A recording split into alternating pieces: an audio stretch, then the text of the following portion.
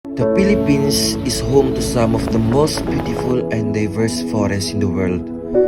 Places full of life, color, and history. Pero habang tumatagal, unti-unti itong nawawala dahil sa patuloy na deforestation.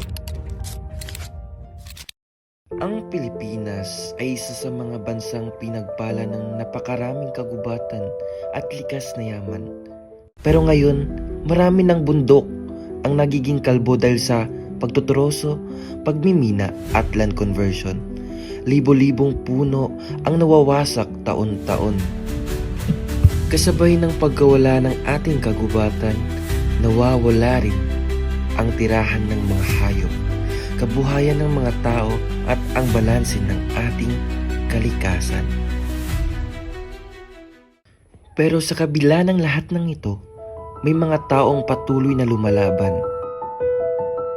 Mga NGOs at environmental advocates na nagsasama-sama para ipagtanggol ang ating kalikasan.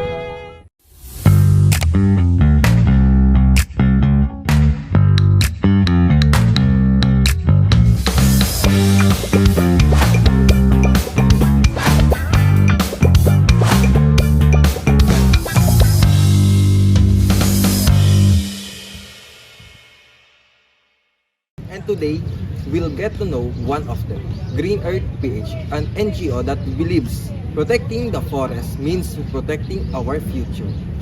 Ang araw po sa inyong lahat. I am Kair and joining me today are the passionate advocates from Green Earth PH. Thank you so much for being here. Good day, Kair. Thank you for having us. We're happy to share our story and mission. Let's start with Zam, the director of Green Earth PH. Zam, how would you describe the current situation of deforestation in the Philippines? Honestly, it's very alarming. Every year, many trees are lost because of illegal logging, mining, and land conversion. What's worse, hindi lang puno ang mawawala, kundi pati tahanan din ng mga hayop. Forest protects us from floods, erosions, and even climate change. Kapag nawala sila, mas nagiging mahina rin tayo laban sa sakuna. Forest loss doesn't only harm nature but also affect the people living within it. Let's hear from someone who works closely with local communities. Akhtar, as someone who partners with local and indigenous people, ano po ang mga epekto ng deforestation sa mga tao mismo? Malaki talaga ang epekto kay maraming pamilya sa upland areas ang umaasa sa kagubatan para sa pagkain, gamot at kabuhayan. Kapag naubos ang mga puno, nawawala rin yung pinagkukunan nila ng buhay. Kaya sa Green Earth PH, tinutulungan namin silang magkaroon ng sustainable livelihood gaya ng ecotourism at organic farming para sabay nilang mapangalagaan ang kalikasan at kumita rin.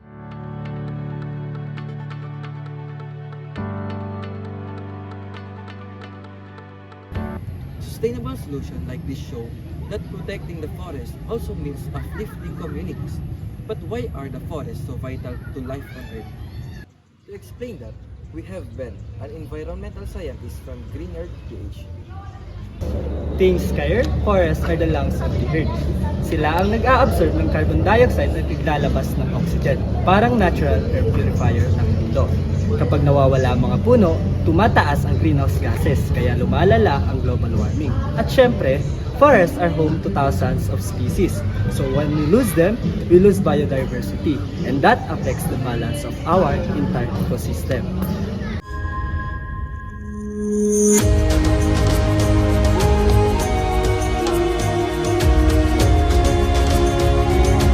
Protecting the environment starts with awareness, and young people play a big part in the movement. Brian, you coordinate the volunteers for Green Earth PH. How do you encourage the youth to take part in your projects? We always remind them that every small action matters. Most of our volunteers are students and young professionals. They help in tree planting, coastal cleanups, and awareness campaigns. Even something as simple as sharing posts online can spread the message. You don't have to be an expert. You just need compassion and willingness to act.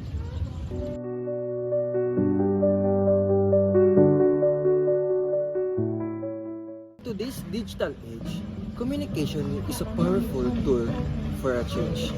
Yeah. As the communication and advocacy officer, how do you use media to promote your cause?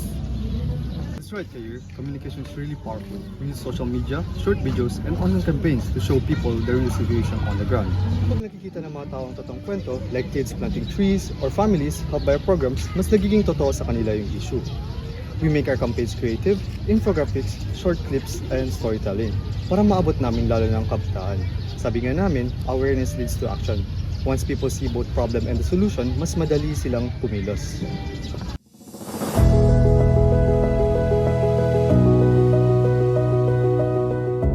Zam, can you tell us more about Green Earth PH main projects? Right now, we're focusing on 3 key areas. First, reforestation. We plant native trees and restore degraded lands. Second, environmental education. We visit schools and barangays to spread awareness. And lastly, partnership and collaboration. We work with local governments, private sectors, and communities because we believe one group is not enough, so teamwork is a must.